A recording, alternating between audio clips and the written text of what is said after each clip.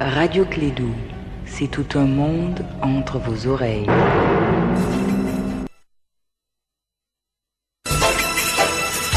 Radio Clédou, le journal avec Sotelma Malitaire.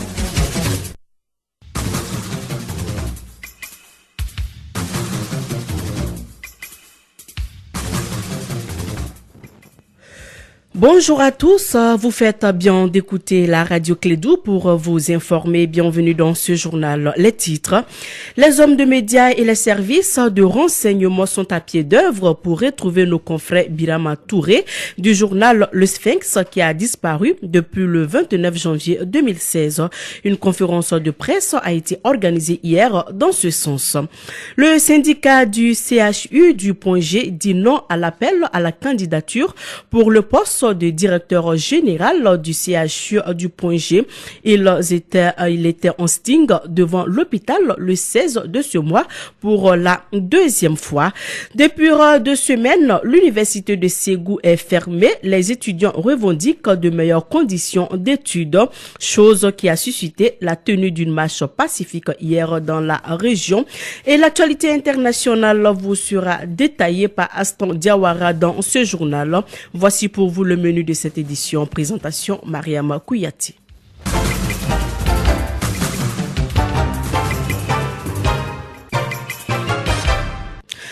Depuis le 29 janvier 2016, notre confrère Birama Touré du journal Le Sphinx a disparu. Les journalistes, sa famille ainsi que les forces de sécurité du Mali sont à sa recherche. Des avis de recherche, des annonces et publications sont pour le moment sans succès. Les organisations professionnelles des médias maliens ont animé une conférence de presse hier sur cette disparition qui devient inquiétante. Kassim Traoré nous fait le point de la conférence de presse. La presse malienne est habituée à des séquestrations, des intimidations et autres enlèvements. Mais cette disparition est une première. C'est pourquoi le président de l'association des éditeurs de la presse malienne veut mesurer ses mots. Birama Fall. Pour le moment, ce qui est clair et qui est constatable sur le terrain, notre confrère est absent. Juridiquement parlant, il est absent. Seul le tribunal peut constater sa disparition. À ce moment, le procureur de son lieu de résidence, qui se trouve être en commune 3, ouvre une enquête et procède à des recherches. C'est ce qui est en train d'être fait. Pour le cas de disparition, on n'en est pas encore là-bas parce que tous les services de renseignement, toutes les forces de sécurité, tous les journalistes sont à pied d'œuvre pour le retrouver. Donc moi, à mon niveau, je pense qu'il est absent. Il n'est pas mort, il n'est pas disparu. Aujourd'hui, cette disparition de notre confrère alimente toutes les causeries dans les grains à Bamako et les commentaires sur les réseaux sociaux. Le président de l'Union des radios libres et télévision du Mali se veut prudent, Bandjougou Dante. Il y a les faits, il y a la vie de l'homme. Donc, si toutefois nous nous hasardons à faire certaines déclarations et que le lendemain on se retrouve avec la triste réalité en face, c'est honteux. Dans ces conditions, honnêtement, il faut saluer toutes les démarches qui ont été entreprises par la famille, par les camarades, par les autorités. Et jusqu'ici, nous faisons confiance à tout le monde et nous invitons tout le monde à rester mobilisé, vigilant. Pour une fois, la presse malienne n'est pas seule à rechercher le confrère disparu. Les services de renseignement, avec à leur tête la DGC malienne, sont à pied d'œuvre. Birama Fall, président de l'association des éditeurs de presse au Mali. Les sujets qu'il traitait, c'est des sujets qui ne fâchent pas. Je ne vois pas pourquoi on va l'arrêter, on va l'emprisonner ou bien on va l'agresser. Moi, je ne vois pas ça. Maintenant, ça aurait été un autre journaliste, je peux compter qu'il avait été arrêté. Mais la sécurité d'État qui se cherche aujourd'hui a choisi de nous accompagner. Il y a deux officiers suprêmes de la sécurité d'État qui sont en train de le chercher activement. Sans compter qu'au niveau des services de la police scientifique. Il y a de l'espoir chez les confrères, dans la mesure où les enquêteurs ont pu savoir où Birama a fait ses derniers appels téléphoniques avant de disparaître. Un appel à la candidature pour le poste de directeur général du CHU du Point G a provoqué la colère de son bureau syndical. Après le 3 février dernier, le syndicat du CHU du Point G était en sitting devant l'hôpital le 16 de ce mois pour la deuxième fois. Nous avons joint au téléphone le secrétaire général du comité syndical pour en savoir davantage. Issoufou Maïga est au micro de Fanta Diakiti. Le syndicat a le droit de veille. Nous pensons toute l'année 2015, nous n'avons connu aucun problème. Point de vue salaire, on a les salaires. Point de vue motivation, on a les motivations. Au point de vue fonctionnement de nos différents services, on en a. Même au point de vue recettes, pensons par rapport à la même période, nous avons pu réaliser un peu plus de 270 millions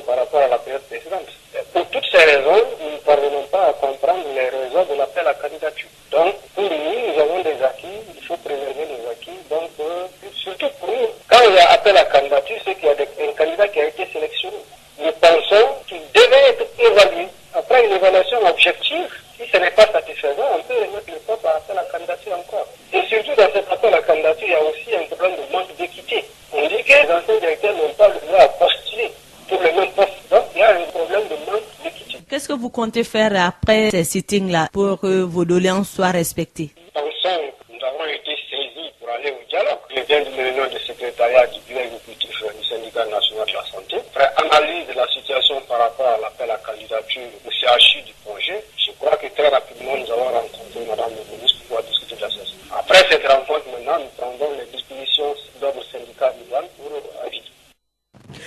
Je l'ai annoncé dans les titres depuis 2 semaines, l'université de Ségou est fermée.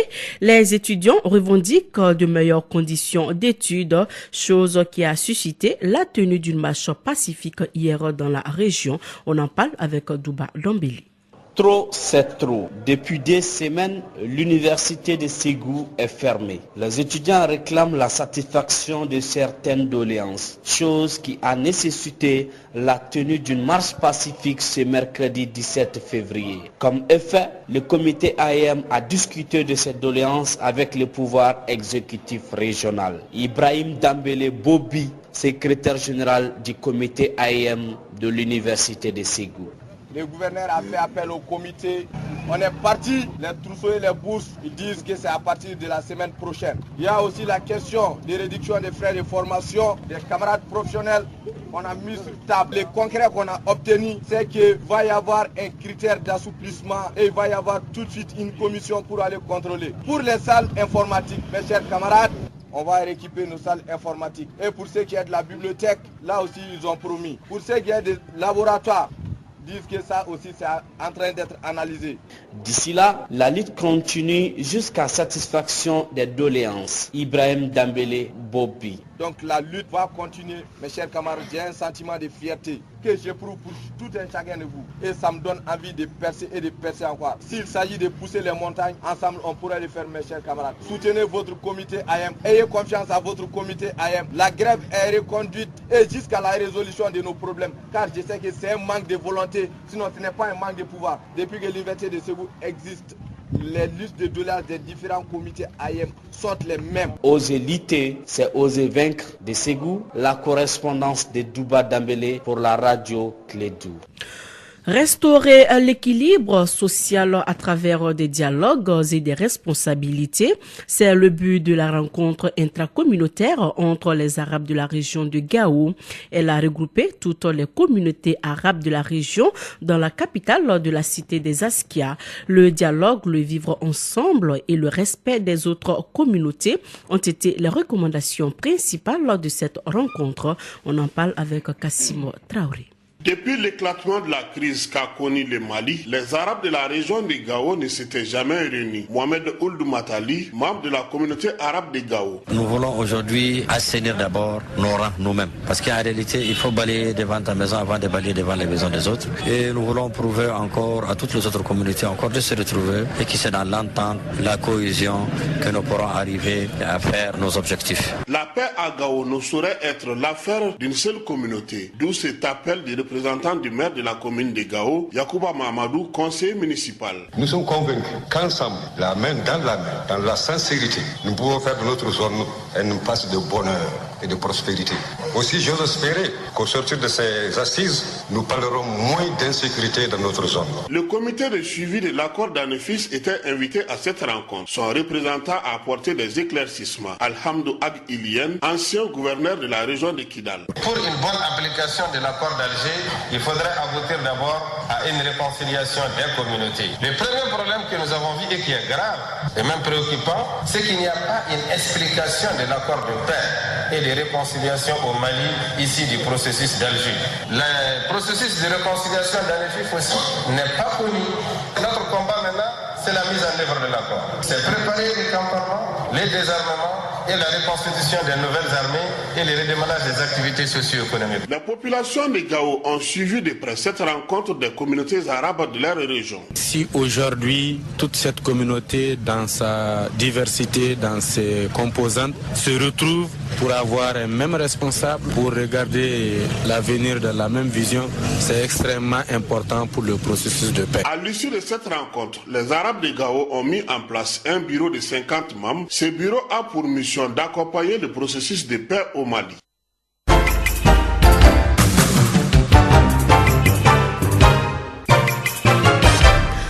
Voyons à présent les nouvelles à l'étranger avec Aston Diawara qui est avec moi dans ce studio. Aston, bonjour. Bonjour Mariam Kouyati, bonjour à tous les auditeurs.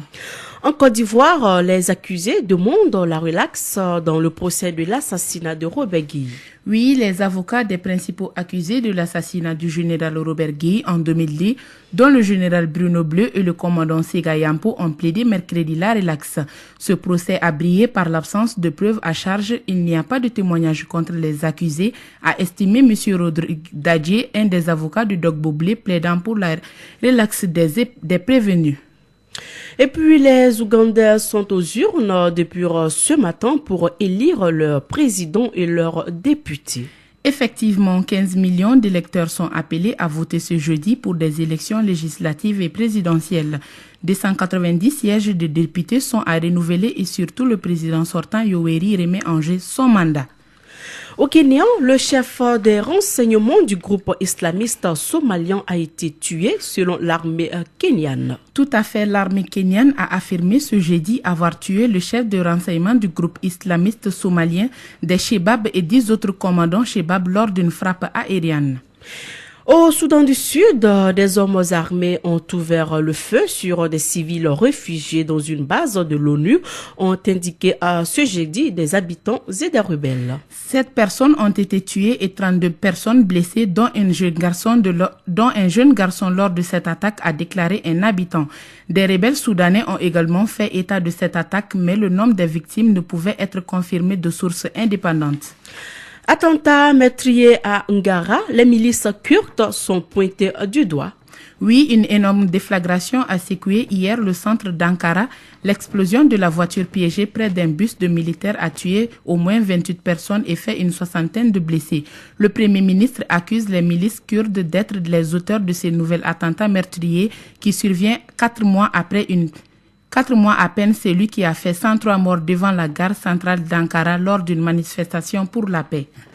Voilà, merci Aston Diawara pour ces nouvelles à l'étranger.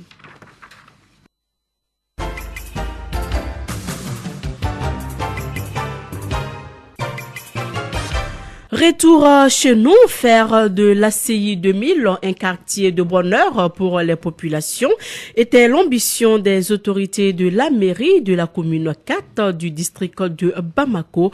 Aujourd'hui, ce rêve est tombé à l'eau, faute de fonds d'investissement entre la mairie, les entreprises et les habitants de l'ACI pour la réalisation de ce projet. Le premier maire adjoint de la commune 4, Samuel Diarra, nous donne plus de précisions sur le sujet. Il est au micro de Aïssatou Adoumbia. Le projet de ACI 2000 est une initiative de la mairie de la commune 4 sous le mandat de Moussa Mara quand il était maire. Nous avons initié ce projet pour faire en sorte que la mairie puisse s'occuper de problèmes majeurs qui sont posés au niveau de l'ACI 2000 et nous avons voulu que l'ACI soit un lieu où il fait bon vivre. Bon, ce projet, nous avons commencé avec beaucoup d'enthousiasme. Nous avons fait beaucoup de démarches. Nous avions créé un comité de pilotage qui a travaillé jusqu'à créer le projet sous forme d'entreprise administrative à caractère privé. Donc aujourd'hui, nous n'avons pas pu mobiliser les sous nécessaires pour mener ces activités-là. On avait essayé de fixer des quotas pour chaque partie. Il s'agit des entreprises, les grandes entreprises, les moyennes entreprises, les petites entreprises. Il s'agit aussi de ceux qui ont leur habitation dans l'ACI, qui s'étaient engagés à financer à hauteur de 35 millions. Et la mairie était engagé à mettre 12 millions pour un départ. Et les grandes entreprises aussi, on avait fixé quelque chose pour que chacun contribue, disons, à l'avancement de ce projet. Mais malheureusement, la mairie s'est acquittée de ce qu'elle devait, mais les autres n'ont pas pu s'acquitter de leur quota. Ce qui a fait qu'aujourd'hui, le projet fonctionne très difficilement. Le dernier message, c'est demander surtout aux entreprises, parce que le gros du financement provient des entreprises, de vraiment venir en aide pour que l'ACI puisse être le lieu que tout le monde va envier. C'est demain vendredi que les riverains d'Amdalaï ACI doivent quitter les lieux. Une décision prise par les autorités de la mairie de la commune 4. Sirimon Batili, il est maire de la dite commune. Il se prononce au micro de Aïssatou Adoumbia. comme vous l'avez suivi cet événement, on était tous ensemble sur le terrain ce jour-là, le 15, et on a donné un dernier délai aux occupants de déguerpir les lieux avant le lundi 15. Et ce matin, nous avons constaté qu'ils n'ont pas quitté, et les dispositions sont prises aujourd'hui, et si tout va bien, avec la lettre du gouverneur, Inch'Allah, le vendredi matin à la première, nous on va agir en communiqué de ce moment. Les mesures prises, c'est simple, hein, on les avait déjà informés, ils n'ont pas de documents d'installation comme eux-mêmes ils l'ont attesté sur le terrain. Nous avons saisi le commissariat du Cotonou pour qu'il nous appuie en force de sécurité. Et le matériel de la mairie qui est là, le camion, les autres véhicules, les éléments de la pipe, nous irons sur le terrain pour les évacuer. Comme ils n'ont pas voulu, on les a donné jusqu'à lundi dernier pour qu'ils quittent. Ils ont donné de défier encore toujours l'autorité. On va agir en ce moment le vendredi, Inch'Allah. Voilà, face donc à cette situation, les riverains d'Amdalaï ACI sont au désarroi. Ces derniers refusent de quitter les lieux, suivant leur réaction au micro de Mariam Sidibé. Nous implorons le gouvernement malien de nous laisser continuer notre travail, car la Guinée et le Mali c'est une même famille. La place qu'on occupe n'est pas pour le gouvernement, mais pour un privé. Mais si le gouvernement nous demande de quitter, nous leur implorons de nous donner une autre place en échange de celle-là. Ça fait bientôt 15 ans que nous on collabore avec les Guinéens, donc on demande au président de la République de leur laisser faire leur travail ou de leur donner un autre endroit pour qu'ils puissent continuer de travailler. Ici au bord du Guidron, tous les menuisiers qui sont là sont des gens respectables. Nous on est là pour le travail, mais ces derniers jours on a beaucoup de problèmes. L'incendie de l'autre jour et maintenant le gouvernement qui nous demande de quitter. On n'est pas des voleurs ni des délinquants. Les Maliens ont besoin de nous autant que nous avons besoin d'eux. On demande au gouvernement de nous laisser travailler ou de nous donner une autre place. Voilà, je vous rappelle donc les titres avant de terminer ce journal. Les hommes de médias et les services de renseignement sont à pied d'œuvre pour retrouver nos confrères Birama Touré du journal Le Sphinx qui a disparu depuis le 29 janvier 2016. Une conférence de presse a été organisée hier dans ce sens. Le syndicat du CHU du Point G dit non à l'appel à la candidature pour le poste de directeur général du CHU du Point G. Il était en sitting devant l'hôpital le 16 de ce mois pour la deuxième fois. Depuis 2 semaines, l'université de Ségou est fermée. Les étudiants revendiquent de meilleures conditions d'études, chose qui a suscité la tenue d'une marche pacifique hier dans la région. Et l'actualité internationale a été détaillée par Aston Diawara dans ce journal. Voici pour vous, c'est donc la fin de cette édition. Merci à vous de l'avoir suivi. Présentation Mariam Kouyaté, partie technique Fatou Fall. Dans un instant, votre émission sportive. Radio Kédou.